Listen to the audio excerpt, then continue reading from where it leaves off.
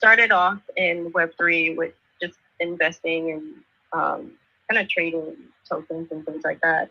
I didn't start off in art, and then I learned about NFTs, and he said that it'd really be really cool to explore that. And I was very intimidated by it at first, and I was thinking, like, I'm just learning cryptocurrency as a whole, and diving into NFTs, like, there's a whole other world. But he gave me the introduction, and then it just grew from there. I started looking at different platforms like Screensaver World and OpenSea, and just appreciating all of the different art that people post. And then Chanel, who's on the call right now, who is very much involved in Web3, brought me in even more and has introduced me to a lot of people. And what I hope and see for myself in Web3 as an artist, it's definitely challenged me to be more versatile, and also inspired me to create digital work. So most of my work is painting, and as I said before, creating sculptures. So now I'm learning how to create work on my iPad and learn Procreate and the different ways that I can use Web3 and create NFTs. Awesome. I love that you're exploring that. And, I think we're a better community for having an artist like you in here. So that's super exciting. And I'm really looking forward to connecting with you and Chanel, like, more IRL. I jumped in, I think, one space and really appreciated just the free flow of conversation and the knowledge share from the artistic perspective. So it's lovely that you're here. Yeah, and it's really cool. Yeah. Oh, sorry. Go ahead, Catrice. Go ahead. What I like about Web3 too is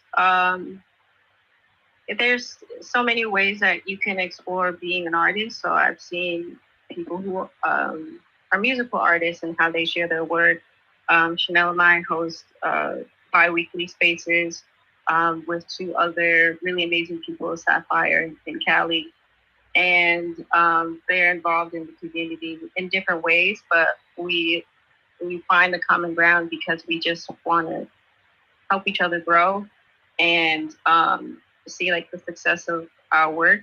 And so we come together, and every other week for Art Food Fed, and we talk about different things that challenges that artists may face when putting themselves out there, or their creative process.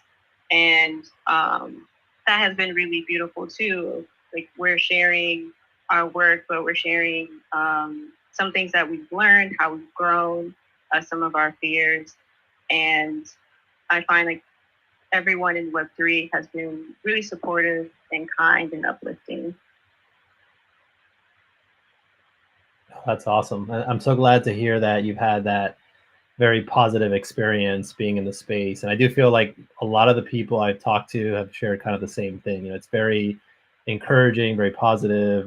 And I find that it was kind of the same thing for me as well. That it actually was one of the things that kind of inspired me personally to, like, reconnect with art and create more. And I think one thing that's really cool is it's really bringing, like, artists together in such a, like, unprecedented way. I feel like, just the amount of community and collaboration that this has all spurred is amazing. So and it's really cool to see artists such as yourself who are doing things, like, more traditionally and physical, right, to now also get connected with artists in the space, and now looking to pursue and create things digitally as well. So I think that's really awesome, and I'm glad to hear you've had a very positive experience so far in the space. And I know earlier you mentioned, like, you kind of hit on the different mediums and things you've explored, and more recently, you've as a self-taught artist come to develop this abstract style, rather you've characterized as using, like, more vivid colors, heavy layering of textures. I was curious, like, how did you come to kind of develop, that style? for yourself. Oh, and I see you joined us also on Um, on the live stream. Yay! Yay! Yes, We're I'm finally here. I've come to. Can you hear me now? yeah, perfectly. Yeah. Okay, I hear an echo, so I wasn't sure. Okay, so for that, what you can do is here in the live stream, if you go mute and then lower the volume completely on that device, you should be not hearing that echo anymore. Okay. I think I may have to join from a different device. Oh, because did you join from your phone as well? Yeah, I did. Oh, yeah. Okay, that's fine. But I think you asked me about my process with my artwork. Yeah, like yeah, exactly. Like, how did you come to develop that style? And maybe you could tell us a little bit about that, your current process as well. Yeah. Oh, okay. So I developed that style through experimenting. So with my paintings, I use gesso to prime it, and then instead of making it very perfect and clean, I put the gesso on very roughly and have different textures and make it bumpy, and then I paint over it. And to have that texture come through, I let the paint dry and then rub it off with a cloth and then paint over it again. So you can see the different brush strokes, the different materials that I add into the paint as well. Oh, that's really awesome. And yeah, and I do love seeing that. As I was kind of admiring some of your artworks, I love seeing that texture and you know, how you play with that. So that's really cool. Thanks for sharing about that process. Then you want to go to your question? Sure. I didn't know if Trace wanted to first maybe switch devices, but I can jump right into it. Yeah, you can go ahead and jump right in. Okay, cool. So on your website, there's a quote that really resonated with me. And it's as soon as you enter the website, it says, painting is an investigation of being. And I was curious, what have you discovered about yourself while painting? Oh, man.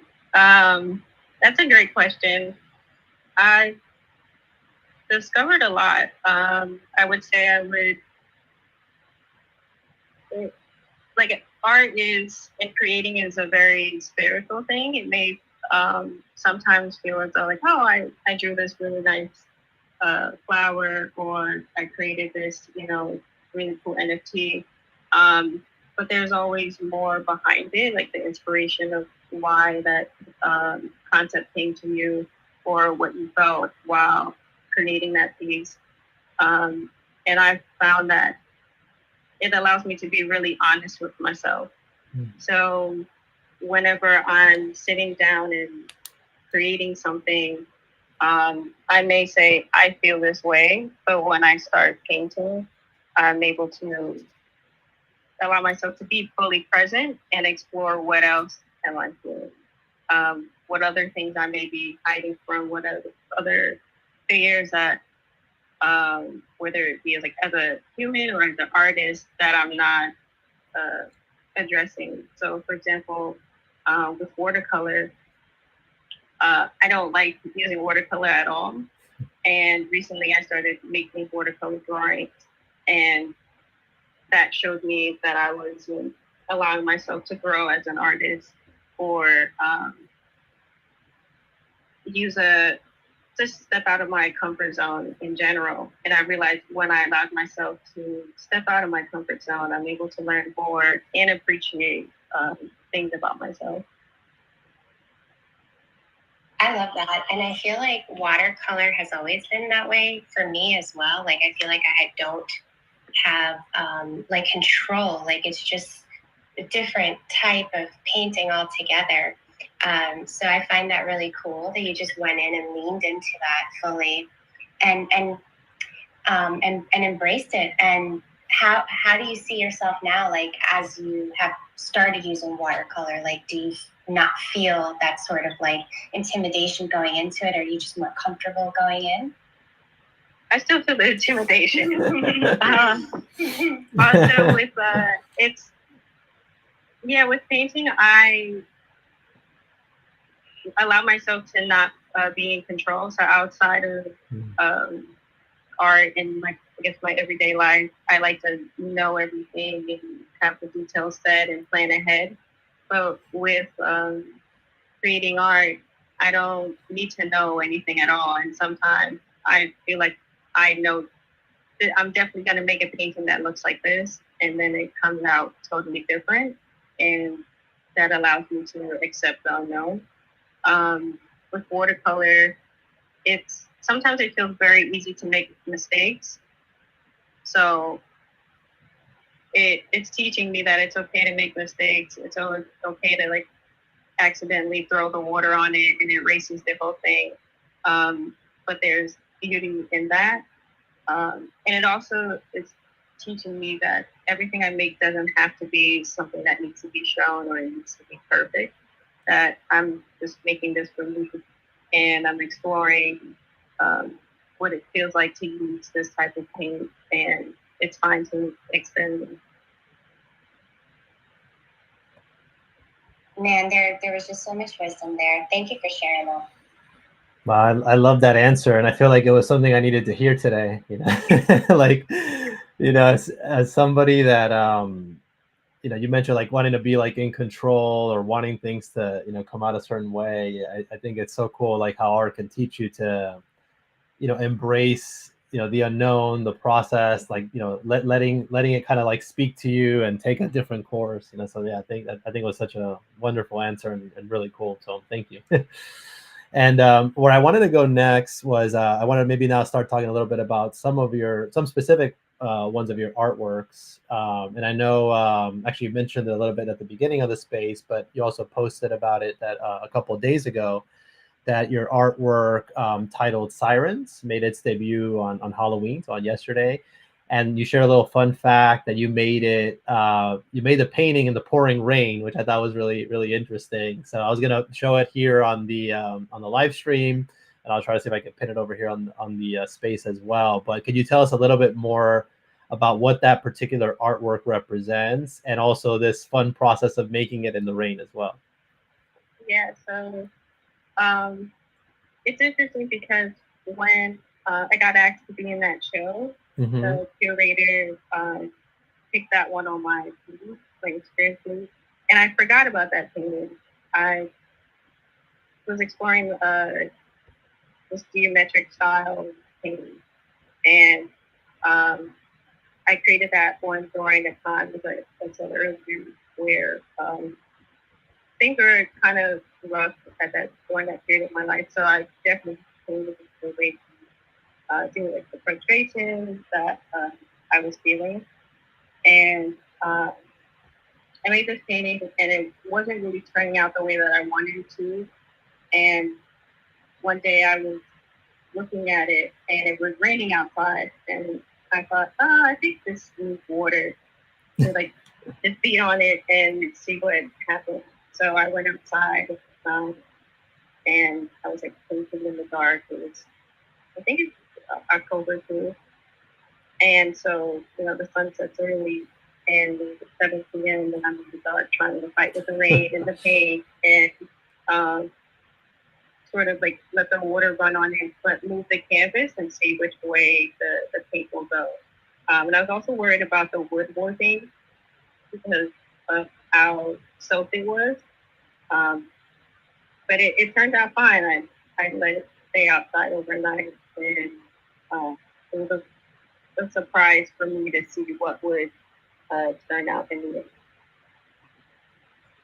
Yeah, it's a beautiful piece, and yeah, it's really, really interesting knowing the backstory and the process behind it. And how was the reception of it yesterday when you got to showcase it? It was great. A lot of people definitely resonated with it, and with the Halloween theme of things being spooky. I observing the different art in the show, and it's definitely a lot of pieces of people exploring their inner selves.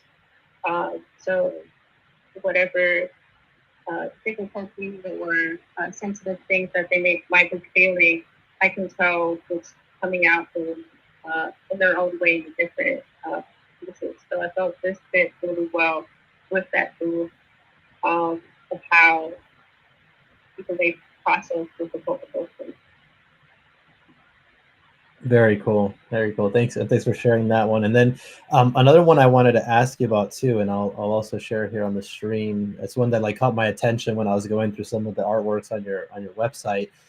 There's this blue piece of yours that's titled "Where Souls Come to Dance." I thought it was a very interesting name, first and foremost, and I love the colors and just the yeah. There's something about it, like it just has this very cool vibe to it. And I'd love to know if you could tell us a little bit more about that particular artwork and maybe the inspiration behind it, and also maybe the reason for the name as well. So that piece is one of the pieces that sort of to itself. Um, I was sitting down and I at that time I was really into full colors. I usually paint with reds and orange and brown. And during this time I was painting with a lot of blue, which is uh, sort of unusual for me. And um, I had this canvas just lying around. I felt like painting. So I just started throwing glue on the canvas, and you can't really see it, but in person, the it's not the wine cork, but the metal that covered the wine bottle. I ripped that up and sort of sprinkled that into the canvas and painted over it. Um, and I didn't know if anyone else would see it, but when I looked closely, it felt like people were dancing, like little spirits. So towards the end, I was like, oh, this feels like like they come together, enjoy the celebration of whatever it is that they're doing, and this is like dancing. Wow, yeah, and it's such a beautiful piece. I really love the color and the vibe. So no, thank you for sharing more about it. Yeah, it's dreamy and takes you places. It's great. It's so good. Thank you. I was curious, are there any artists who you have been inspired by? Yeah, there are a few. One person, definitely the Western community, Mrs. Stevens. Uh, I met her at Station BBC now, and I've been following her journey. Um, and I love her work. Um, she sort of has the same like spiritual exploration in some of her work, and I've been seeing how she's been adding more color to her pieces and getting bigger and the different spaces. So that's something that I really enjoy.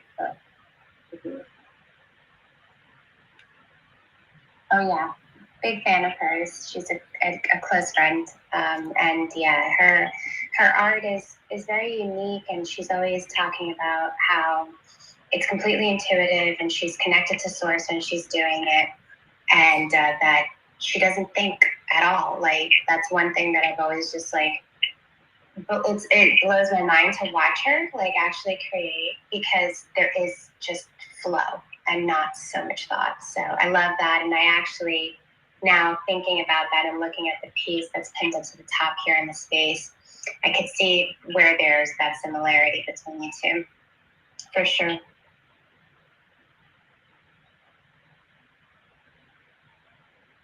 Okay, and then I did have another question. As I researched more about you, I learned that you studied diplomacy. And as I understand diplomacy, it's a skill set that helps humans better interact with each other.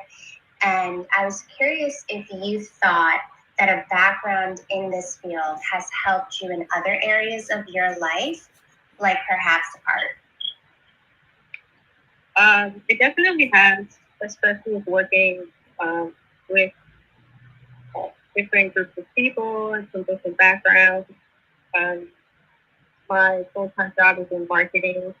So at my company that I work at for a nonprofit, I work with people with different skill sets, different personalities, and um, with marketing communications, it's usually there's like one goal. We want to share a certain message about uh, whatever services or programs that we're offering, and how do we come together with conversation. So I find that my background with diplomacy definitely helps other people have different opinions or different experiences that uh, make them show up in a certain way.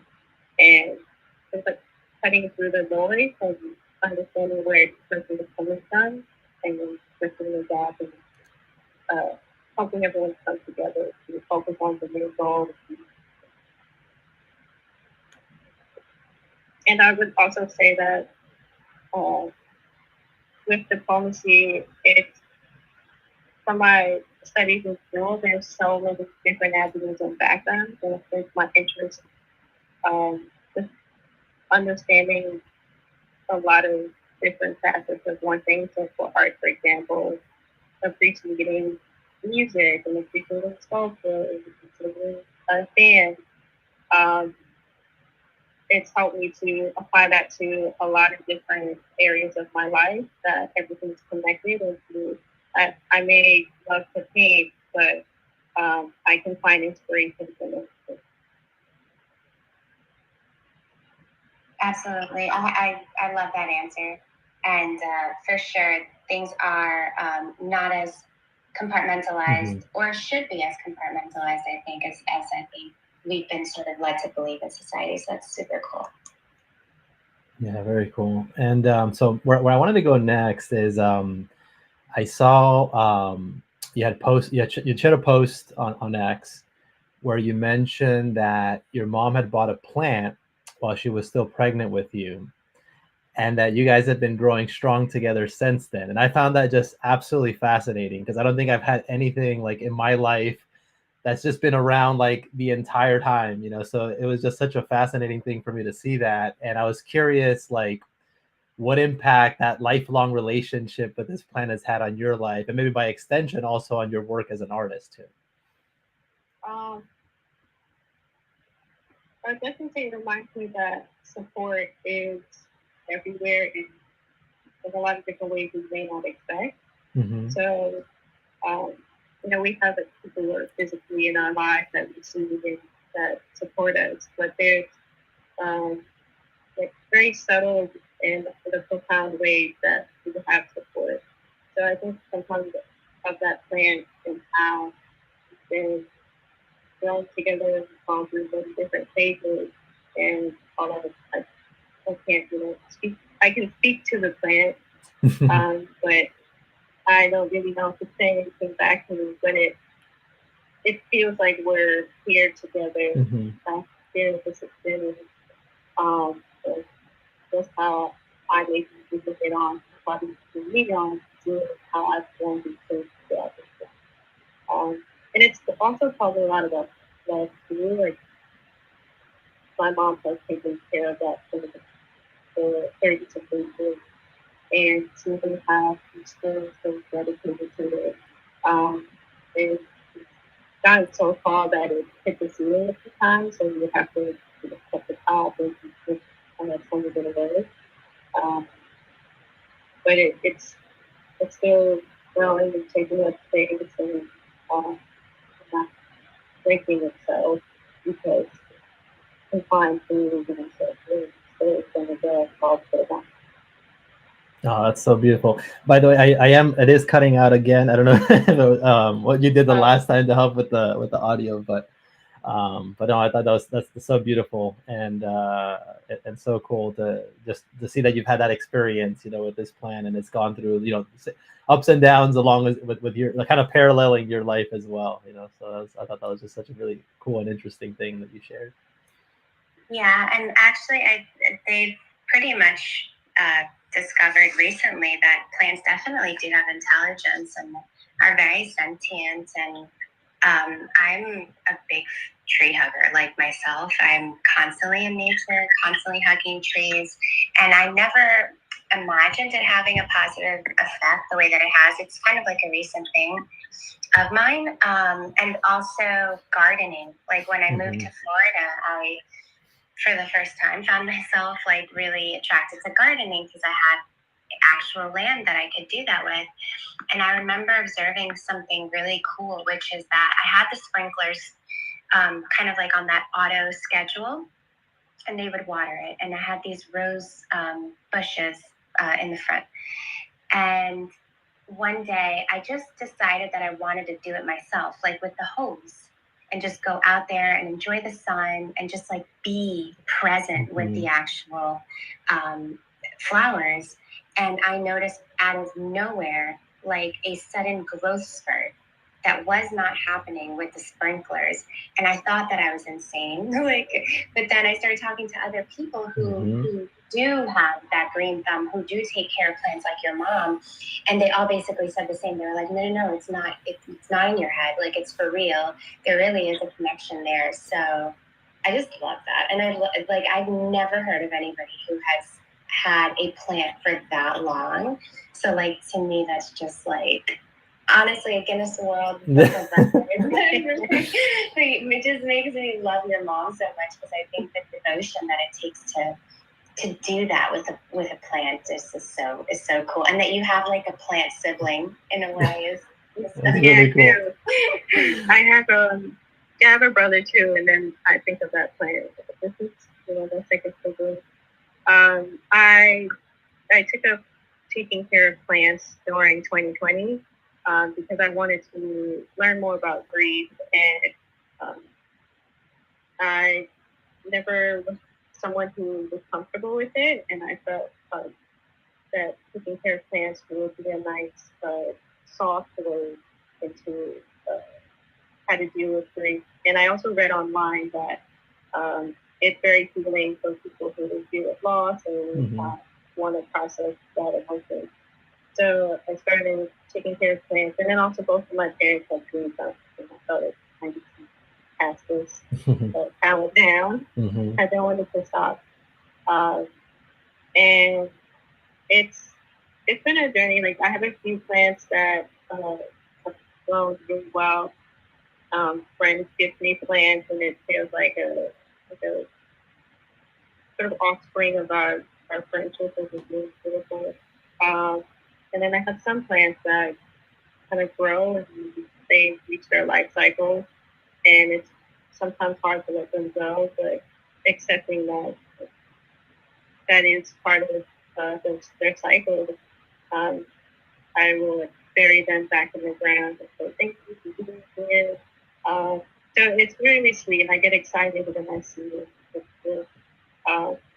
And something my mom told me the other day, because one of my plants wasn't doing as well as I expected, and she said you have to consider that plants have their own personality and they have different needs. So it's a lot of observation.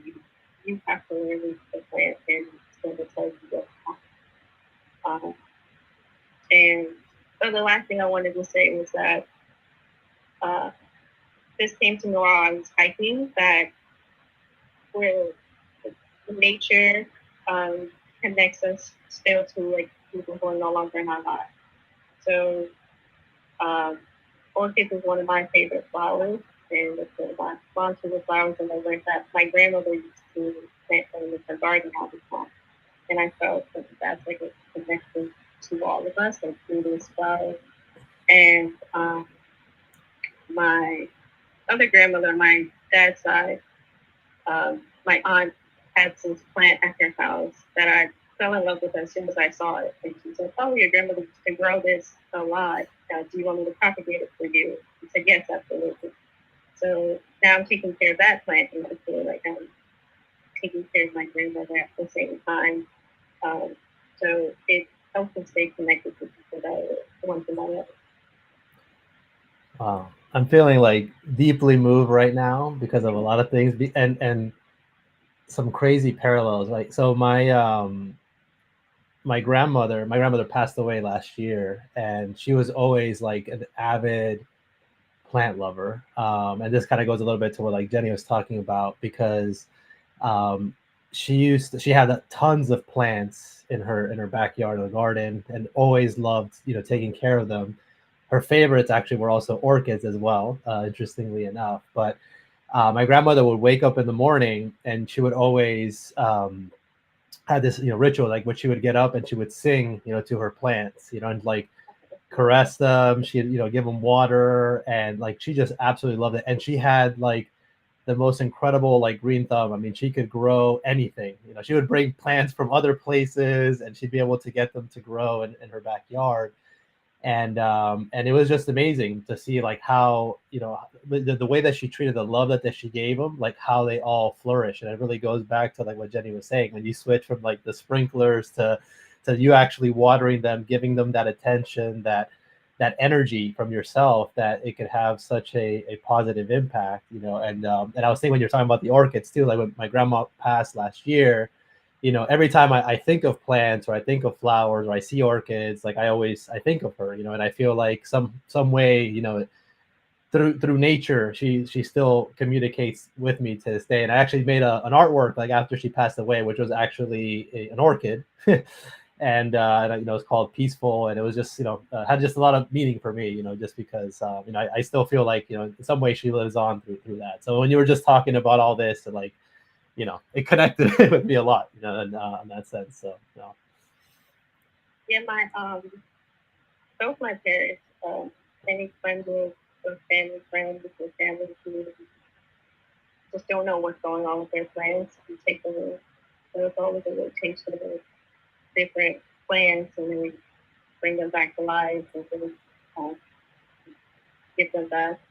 Um, and I I like being firsthand taking care of plants, but also observing someone, whether it's gardening or they're taking care of their own uh, house plants, the level of care and attention that goes into it.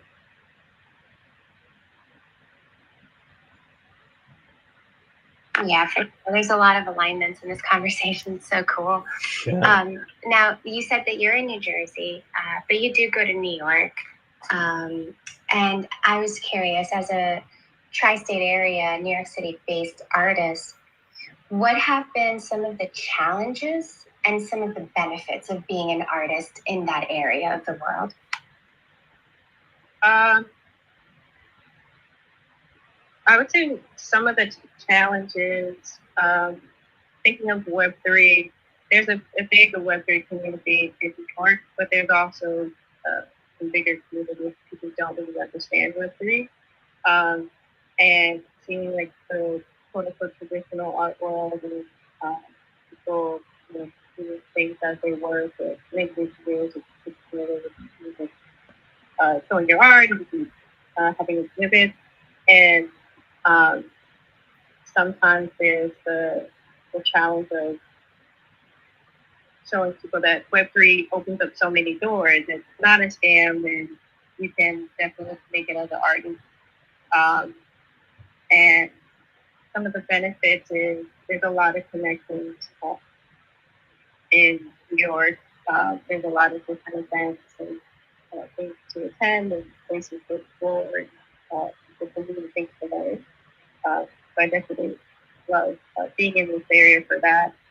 Um, in terms of Jersey, in comparison to New York, I would say Jersey is much more uh, calmer and a bit relaxed. There's a big art community here, but I feel like sometimes it gets overshadowed because people just nearby. People rather, why come to New Jersey? You could have this, event in New York with a lot more people, a bigger audience, um, and sometimes like the people don't want to travel to New Jersey, or they don't want to travel to the. Yeah, for sure. And I was researching on your IG. Like, I went all the way back because I'm a little bit of like a creep. When I'm preparing for these things, I have to like. And there was a foundation that actually liked one of your artworks, and it was the Richard Hambleton Foundation. And I just recently saw a Netflix special on him. I had no idea who he was, and then came to find out like his importance in art. Like he was basically up there at one point with like Basquiat and I can't recall the other, Keith Haring, yes. Mm-hmm. And so when I was going through your profile, I was like, holy cow, dude, like the Richard Hambleton Foundation clearly was on her page, looked at her body of work. This was like back in 2017, 16. And so that's always been one thing that has always fascinated me about New York, like just the amount of connections that you can make, you know, but obviously I'm not in the fine art scene. So I've always been curious, like how hard it must be also then at the same token to get, you know, like that kind of attention. But for sure, I feel like slowly but surely the Web3 world is starting to like take root or to get the kind of like proper recognition and seriousness, including in the New York art scene, you know, so I was just curious for your thoughts on that, and would love it if when you do like New Jersey events, like maybe you could share that in our group chats and things like that. Because like Giancarlo's new New Jersey, and I know that Chaz, the co-founder of One Love, is also there. So it'd be cool to see if like more people could get together from that scene as well. Yeah, I can definitely share more events that I come across and things that I participate in New Jersey. Speaking of making connections in New York, Chanel and I went to a Blitz event, the painting event at the art store in Soho, and it was definitely a spontaneous thing for me to go to at the moment. And there was a paint company called Pebble who makes acrylic and oil and different types of paint, who released a new line. So they did the paint with it to advertise it and have artists try it out. And we ended up connecting with that company. And I think that's the being in New York, because you can meet people face to face and go to these different events and make those connections. And I believe they're based in either France or Canada, but there was a really famous French artist that came and he was doing live painting. And I love New York for how spontaneous it is in that way, where you don't think these two worlds would collide, but in New York, anything's possible. Facts. I think that was the day that we met up for a quick bite. Yes, it was. Yeah. We went to that right after. Oh my goodness, love that. Oh, that's so cool. And yeah, I definitely would love to connect, Catrice, because yeah, I just moved to New Jersey in July, actually. So still kind of fairly new to the area. But yeah, and then you were kind of mentioning that there's also a pretty big scene, you know, art scene in New Jersey. So definitely would love to get more tapped into that as well. Yeah, I always try to promote New Jersey whenever I can in any conversation. And I always like to remind people that we have a lot of great artists that came out of New Jersey, like Houston, Orange, many others. I think that's his name as well. So New Jersey is great. Yeah, and great nature too. By the way, I gotta say I've been loving like being here in the fall season is just like incredible. Like I mean, we were out trick or treating yesterday, and like just seeing all the foliage and everything. It's just like the most beautiful thing, you know. So I love it. So one thing I wanted to ask you about next was I know you also do photography, and you touched on that a little bit in the beginning. And I was going through some of the photography that you have featured on your website. I noticed that a lot of the photographs there were from the year 1994. And I was curious if you could maybe share a little bit more context as to why you have so many from that particular year. Oh, so they're actually not from that year. That's it's not. Okay. The year for the film. The film. Okay. Well, yeah, I was wondering. I'm like, why is it? Yeah, I was like, why does it have 94 there? I figured. Yeah, I was 2 in 1994. Yeah, I was like, what's up with that? Okay. So the film was from '94. Oh, interesting. Yeah. Very interesting. And what kind of camera do you use to shoot some of these photographs that you have? I'm putting here on the live stream. So I believe it's don't want to misquote it.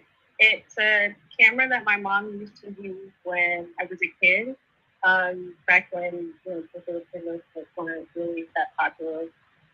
So we had a point and shoot camera that we would take to family events, and I found it in one of our boxes, and I instantly remembered us like taking it about, and so I started carrying it with me, and that's the camera I use, and it kind of makes me feel connected to my childhood. And I wanted to explore film, but film is like a whole different world itself of how to develop, what kind of camera to use, what different settings.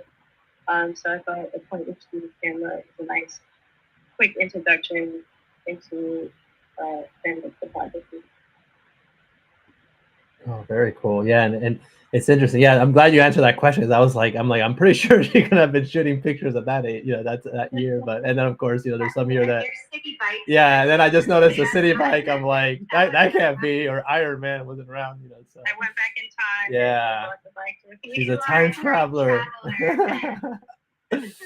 But yeah, but it's cool because the pictures themselves, because of the film, they do have that retro look, So it's so cool. Yeah, so some of them are a mix of New York, New Jersey, California, Mexico. Um, they're just photos that I take while traveling. And this is like another a view of things I get inspired by. So they're like the little moments of my life that I cherish and take photos of. And it's another way to show me like my people's life. Very cool. Love it. So, no, that's awesome. And where I wanted to go next was, as I was kind of researching for the interview, I noticed that you've had many posts, about your mom, right, or related to her over the years, and I found them both hilarious and heartwarming, depending on which one it was. But like some of them had me cracking up, like somewhere you were mentioning that she was like belting out Avril Lavigne, from like the other room, or that like she would wake you up just to see if you were warm enough or things like that. And then there was one that something where you mentioned, or there was a video of this clip of Claire Huxtable from the Cosby Show, and there's that scene about Big Fun in Baltimore, and she's like scolding her for going there. You mentioned that it gave you like flashbacks of your childhood, So I was just cracking up when I saw that. But I love it if you could share a little bit more about your relationship with your mom, because it seems like you guys are very, very close, and maybe how she's influenced you both personally and professionally. Yeah, we have an interesting relationship. We do butt heads at times, but I think because we're so similar in style. So I had a funny conversation with her the other day. She was telling me that her mom used to get annoyed with her always asking why. And then I was like, oh, don't you think it's interesting that we have a daughter who does the same thing now? What do you mean? But one thing that I definitely learned from her is self-care. I've observed her over the years, like really take care of herself. Like the morning, it's like time to do this 2 hour process, and it's very slow, intentional, and to control brother and I to always feel good about yourself and what you're wearing, um, what you're eating, what you're putting on your skin, what you're putting on your body.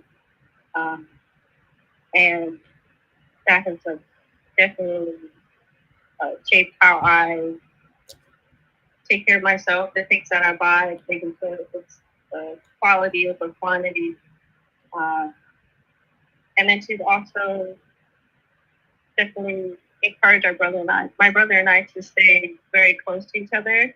It's just me and him. So grow up, you have to say, like, it's just you two. If anything happens to your dad and I, it's you and him. You have to take care of each other. And I think that's definitely set the foundation of how both my brother and I are. And then the other thing about my mom that I really appreciate is how giving to you. Uh, if you come to a house, you definitely get something. Mhm. If you kind of like say like the sauce or those juice and come back, she has a bottle waiting for you. Mhm. And I really appreciate how she's shown me what abundance is like. She's never afraid to share. She's always forgiving and is never worried how am I going to get it back or where is it going to come from. She just knows it'll be fine. And also, as a few, if I'm not using it, someone else is definitely appreciate it. So it's okay. Yeah. Oh man, I love that so much, and so much, good influences and advice, from the self-care being super important, and I love that like she's helped kind of strengthen that bond between you and your brother as well, and then the giving aspect as well, because I think it's so true. Like the more we give, the more we're also blessed with, and a lot of people, especially in this space, I feel like a lot of people get caught up in like scarcity mindset and like trying to but I think that usually when the more you kind of put out and give to the world, the more it's kind of given back to you too. So I definitely share in that mindset. So that's lovely. Yeah. Yeah. One thing I've observed in the Web3 community is that a lot of people I've met are not afraid to share an opportunity to Mm-hmm. celebrate each other. Um, and I think that's something that I've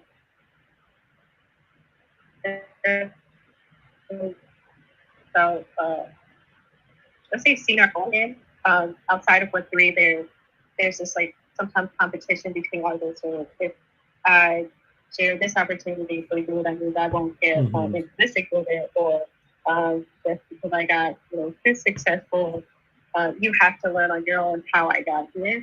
And and I see it that that everyone wants everyone to be successful together. So if someone's at a different level, they're bringing you up with them.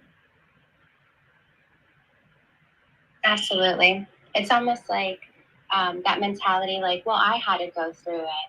And then you have to decide, like, well, you went through it, but does that mean that because you went through it, you would like for other people to also have to go through it? Or would you like them to be spared from having that negative experience? And that's really the choice, right? Yeah, I love that. Yeah, it's just more fun. Like, who wants to just experience all these things by themselves anyway? That's how I see it.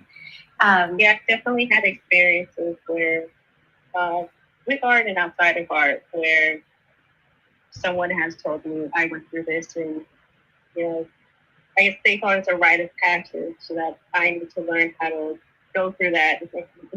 No, you're in this position to show me how to not go through that and break the cycle. Exactly. So where I wanted to go to next is that I noticed that you and Chanel have participated in like pop-up art events. Can you share with us what that has been like?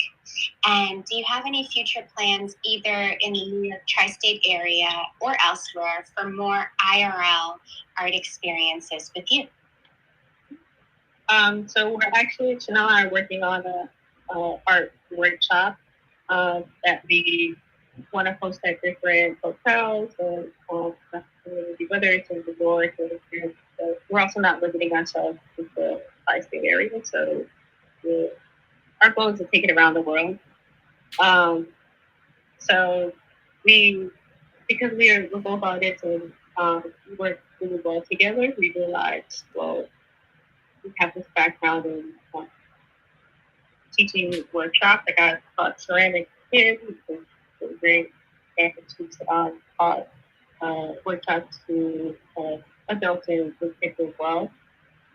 So, uh, observing the different events that we've been a part of, we realized we can definitely host uh, different pop-up art events. Um, So we put together a couple of workshops, some that will be teaching together, and then some that she will lead and I will based off of our own music skills. And we yeah, our plan is to bring this to different whether it's hotels or community centers, uh, anywhere in the tri-state area or wherever we travel. So we went to Costa Rica in August and we spoke to um, this uh, like art bed and breakfast that focuses on showing art from the community and connecting with artists. So we're planning to go back to Costa Rica and hopefully host some workshops there. Um, and then also in Miami, we'll be hosting a workshop with you, and we'll be also hosting this similar workshops for a suicide prevention program. It's called Another Awesome Day. Pardon me, what was it called? Another Awesome Day.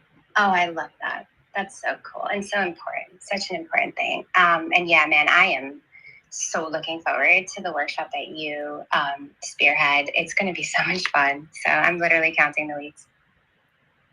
Yeah, we did it for my birthday with my friends, and it was great. And it was a nice way to bridge friend groups together. So some people didn't know anyone, some people only knew a few people. So having everyone come together and draw and laugh and really, I saw it as part of conversation and connection with people.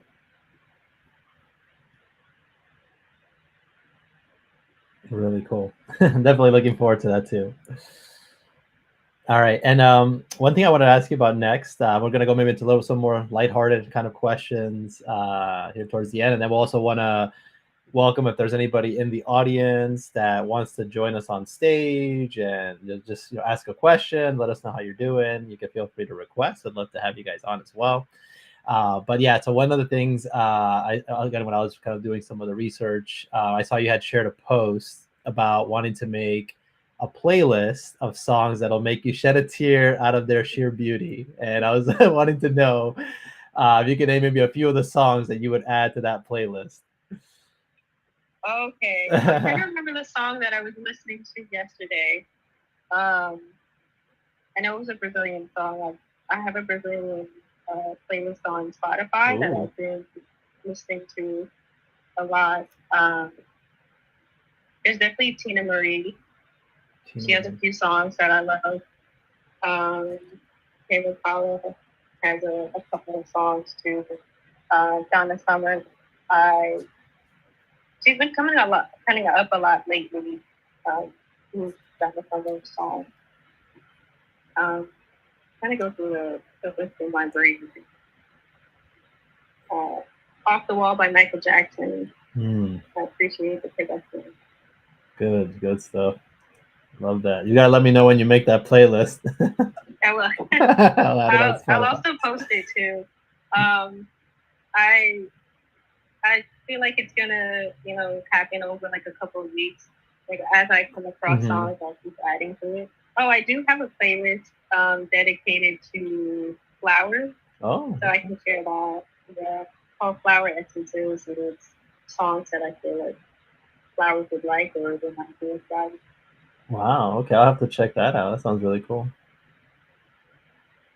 Sweet. All right, Jenny, you want to go to your question? Yeah. So my lighthearted question is, what are your top 3 favorite movies of all time? Alice in Wonderland. Finding Nemo.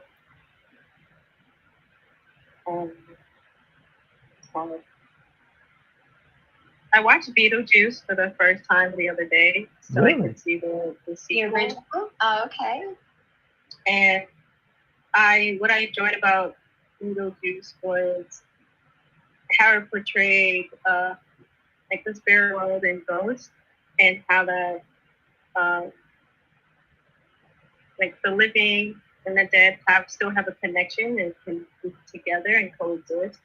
It made me reflect on some of the Halloween movies or horror movies that we see are very focused on fear and scaring each other. Um, there's this people out to get you, but with Beetlejuice, uh, there was the fear of I don't understand what this is. I feel like I'm being haunted, and then they both came together to understand each other's needs, and then said, "Oh, like we want to be in this house, and we can be in this house, and can coexist." And um, they built a relationship. So I really like Beetlejuice for that. Yeah. I was just thinking and reflecting on it when you were saying that like he's supposed to be a demon. Well, he is a demon, right? But then there's just something about him that he's always kind of like looking out for her. And I think in the second movie, you'll notice that that's like really punctuated towards the end. But yeah, I love that. That's so cool. Yeah, and I love that you just watched it recently, you know. But yeah, I actually watched it yesterday. No way! Wow.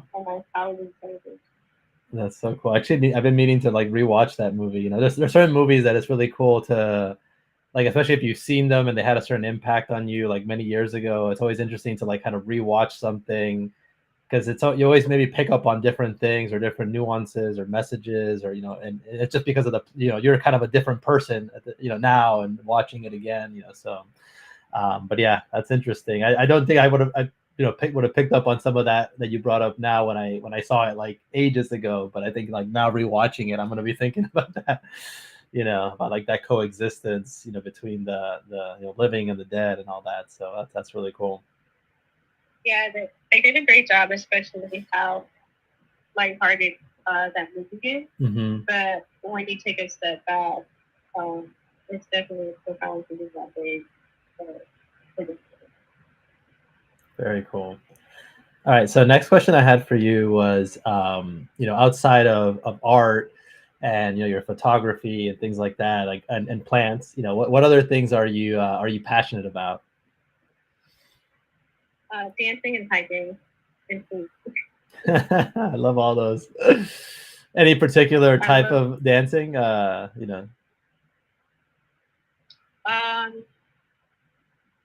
particular type of dancing. I mean, I do appreciate like salsa, merengue, ballet, modern dance. But I just love to dance if the song is kind of great.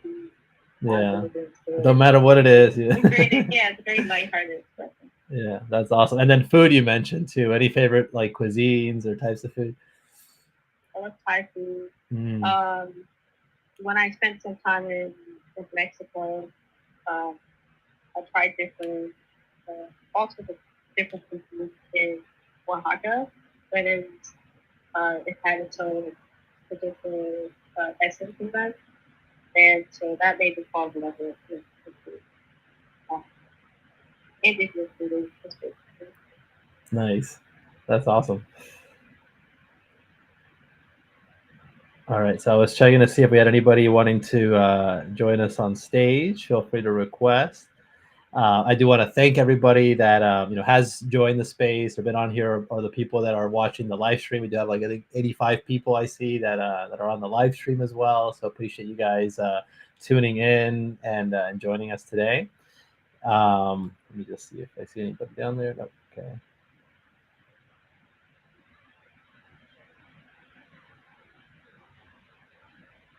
I don't see anybody there.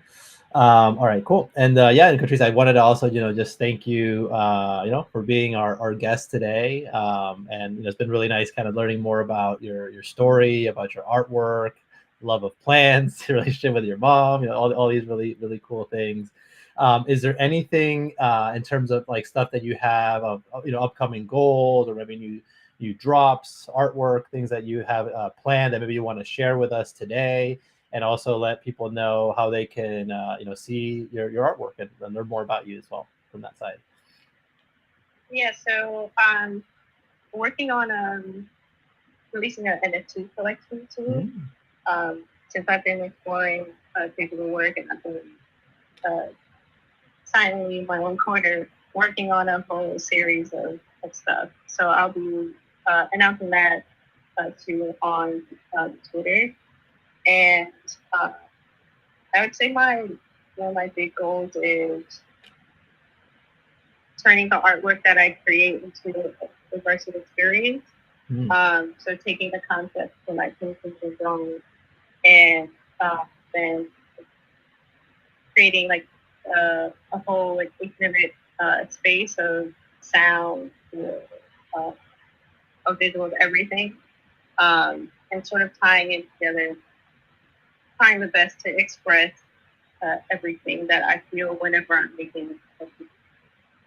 So that's one of my goals in the future, of having my solo show be a performance experience.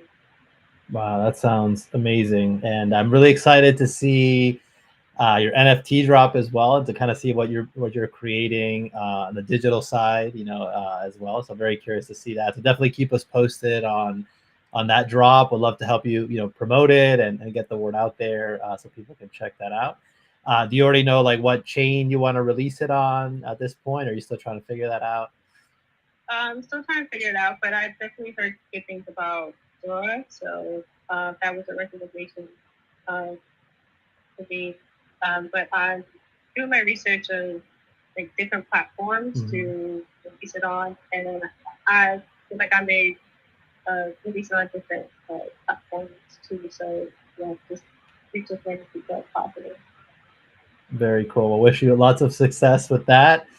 Excited to also get to see you in Miami for the One Love art residency as well. So I'm sure it's going to be a great time there connecting, and definitely keep me posted on the New Jersey art scene. Definitely want to stay connected on that as well. So appreciate it. All right, this thing. All right. Well, in that case, I want to just wait to see if we had anybody else potentially requesting, but I do want to thank everybody. Thank you, Catrice, for being our guest today. It was really nice meeting you, and hope you have a great Friday and a wonderful weekend. Thank you. I appreciate holding space and listening to me talk about my process. Our pleasure. All right. Bye. Bye.